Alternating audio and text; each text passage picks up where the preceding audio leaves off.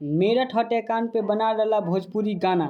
हाँ जी दोस्तों, मेरठ हत्याकांड जो मेरठ में हुआ था, एक लड़की ने अपने ही पति का टुकड़ा टुकड़ा करके ड्राम में भर के सीमेंट से जमा दिया। उसी पे भोजपुरी वालों ने एक गाना बना दिया। हाँ जी दोस्तों, ये गाना सुनते ही पब्लिक बहुत ही भड़क गई, पब्लिक बहुत ही क्रोध हो गई। ये गाना सुन के पब्लिक बहुत इस गाने को विरोध कर रही है। इस गाने पे पब्लिक बहुत ही गुस्सा हो रही है।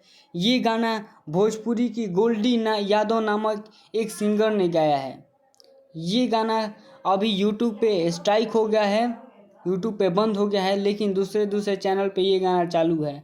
मेरठ हत्याकांड बहुत ही बड़ा हत्याकांड था जो कि लोगों को आश्चर्य कर दिया था, और इसी पे भोजपुरी की गोल्डी यादव नामक गायिका गाना गा देती हैं, ड्राम में राजा।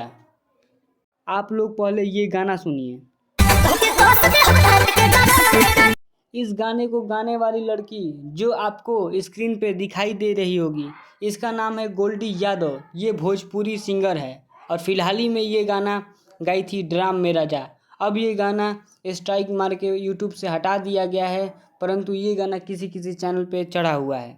ऐसे ही वीडियो देखने के लिए हमारे चैनल को सब्सक्राइब कीजिए।